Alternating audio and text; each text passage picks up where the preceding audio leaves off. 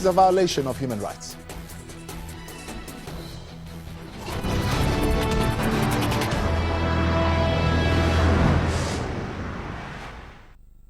All right, thanks for staying on. This is your news feed late night. I am Thabo Mdluli. Welcome to Wednesday night. Two of the four key priorities in President Cyril Ramaphosa's State of the Nation address were accelerating economic recovery and implementing economic reforms to create sustainable jobs and drive inclusive growth. This is what my panel will be discussing tonight. What South Africa needs to do to accelerate economic recovery. This as we look forward to the Finance Minister's budget speech. Joining us tonight, Business Unity South Africa President Sipho Pityana, COSATU Parliamentary Coordinator Matthew Parks, Wits University Economic Associate Professor Chris Malikane, as well as Peregrine Treasury Solutions Executive Director Bianca Buertes.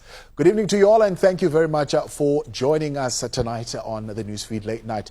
To kick off our conversation, let me begin with you, President of Business Unity South Africa, Sipho Pityana.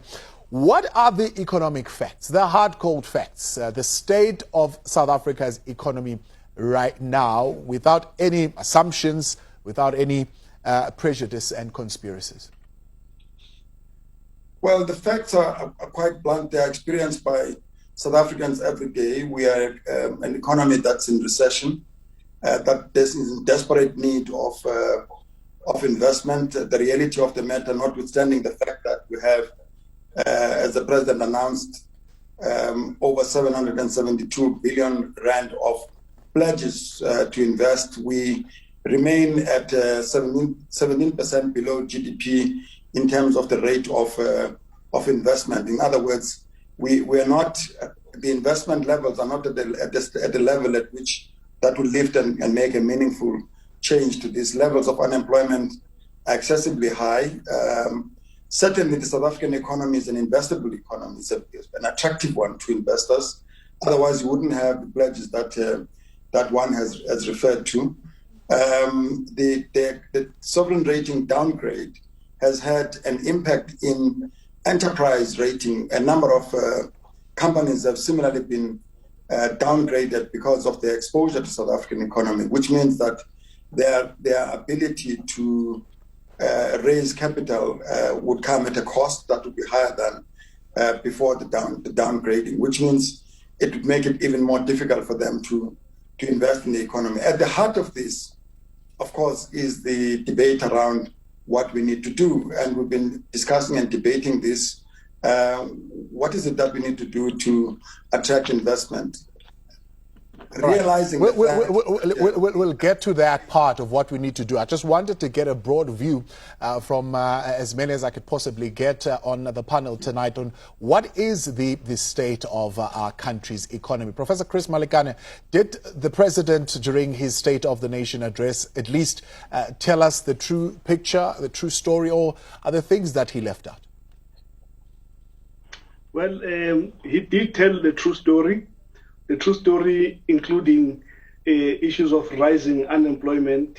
The unemployment rate is trending upwards. The problems of skills in the South African economy, shortages of skills, infrastructure backlogs, and structural problems faced by the South African population in general, particularly issues of inequality and poverty. So he did highlight the actual problems that are facing the South African economy in the State of the Nation address, like it did in the previous ones. Is your view that we have policies in place for the recovery of our economy, in fact, for even the growth of our economy, it's just poor implementation, or is the state of our economy the way it is because our government has just not been aggressive enough as far as the transformation of the economy is concerned? It's both. I don't agree that South Africa has got good policies to address the problems that we are facing. In fact, the trajectory of policy that the government has adopted since 1994 has been the one that basically emphasizes the withdrawal of the state in the provision of basic goods and services, and the withdrawal of the state in the economy, the productive sectors of the economy. What we've always said as a neoliberal approach, which has not worked for the South African population. So the policies that he puts in place in the economic recovery plan are not deviating from that. In fact, they are worsening that situation, particularly when you look at the proposals for the structural reforms of SOEs, which are basically dismantling the state capacity to provide goods and services and making way for the private sector to take part in those parts of the state activity where the state is supposed to play a crucial role in addressing developmental issues in the country. Yeah. Matthew Parks, let's bring you in here. We are, one would say, a small, open economy dependent on imports. We even import crucial things like inputs into some of the essential things, and we've seen now with the pandemic things like PPE had to be imported, and I believe we spent close to about 30 billion rands to bring in PPE in the country, and we couldn't manufacture that locally. Has that always been the case when it comes to the South African economy, and has there been any attempt to move away from that? Look, I think we're lucky as South Africa, to be honest. With all of our challenges, we have a significantly diversified manufacturing industrial economy. We are a country which manages a nuclear power station, which hosted a successful soccer World Cup. So there's very little that we can't produce. We have a huge motor manufacturing industry, which actually has been growing. So for us, we're looking for solutions that can save jobs, that can create new jobs, that can boost manufacturing, boost exports. But it requires hard work, it requires commitment from government, from business. It requires all of us, even us as labor, to contribute. So we think on one of the key solutions to saving the economy, to growing it, is the industrial sectoral master plans. We've got 15 of them. Some are doing quite well. They're beginning to take off, like around poultry, around sugar, around motor manufacturing, agriculture. There's some green shoots already. You would have seen recently the 15 billion rand commitment by Ford Motor Company to invest in motor manufacturing of Ford Rangers in Pretoria. That's part of the success of the compacts between government, business and labor. But there are areas which are very worrying, which we need to do much more work on, like mining, like renewable energy, chemicals and plastics. Linked to that has to be a concerted local procurement plan. Government, the SOEs, the entities and municipalities must procure locally. Same with key parts of the private sectors, like big mining corporations, other parts of the private sector, but even us as consumers, we should stop looking for cheap Chinese T-shirts when you can produce quality, locally made T-shirts. So it requires all of us to play a part. We think there are opportunities. So, for example, in construction, can we commit to buying locally produced cement? In the fast food industry, can the fast food companies buy locally produced cooking oil? It requires a bit of hard work, some creative thinking, from tariffs to support, to reducing energy charges, etc. But it can be done. It has to be done. There's a huge amount of money we spend buying cheap imports. And we saw on the example you made about the PPEs last year, that in the beginning we were buying all our PPEs of very poor quality from overseas, from China, etc. We had a very successful quick intervention by government departments, by colleagues in business, by trade unions in the sectors to turn that around. And quite quickly we managed to turn the ship around to start procuring locally produced PPEs, masks, the sanitizers, the plastic shields, even the ventilators. So it shows you with a bit of a kick in the backside, we actually can get our act together and start creating local jobs. All right, Bianca, with a little bit of a kick in our backside, we can actually get this thing moving.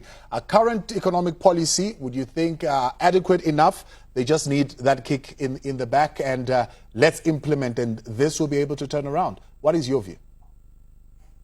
I think a lot of work has been done to improve the current economic policies in play. However, they are not sufficiently implemented and not sufficient enough to actually address the structural shortcomings of the economy. When we are looking at investment from Ford, for instance, yes, it is absolutely spectacular. However, when we start comparing investments coming in versus investments that we've lost over the past couple of years, there's still a massive deficit that needs to be met.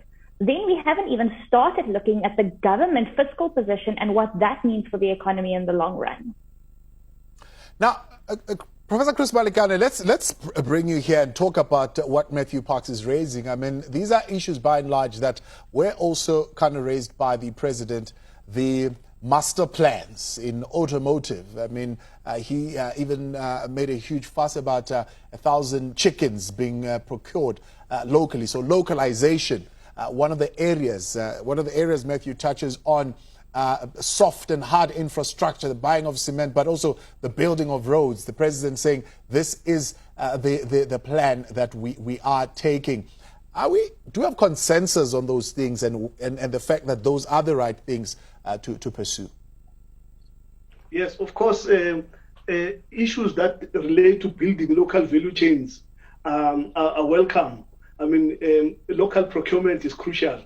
But when you look at the situation of the South African economy, you notice that one of the key factors that inhibit the growth of businesses in various value chains is the issue of access to funding and affordable funding.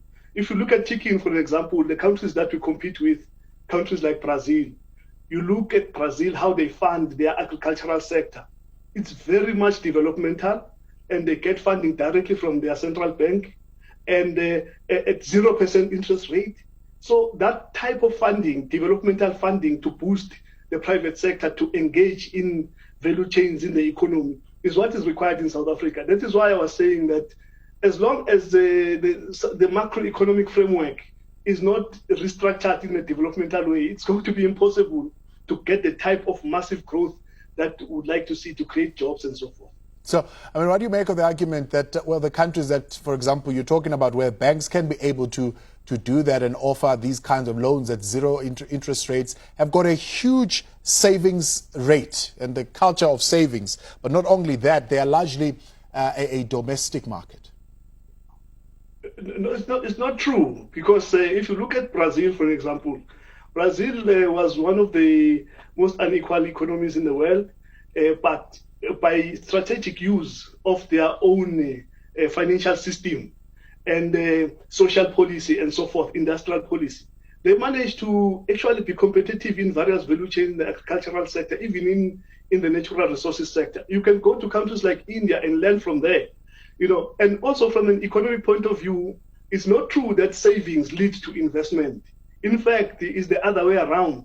It's the credit, the availability of credit, which is not dependent on savings, which drives investment. And what makes credit available is when the banking system sees opportunities where they can fund the private sector. But if there's no demand in the economy and there's no policy that encourages the private sector to venture into areas where they would ordinarily not do, by having the state to lead in areas where there's what you call a market failure, then it becomes impossible for the private sector to extend credit as well.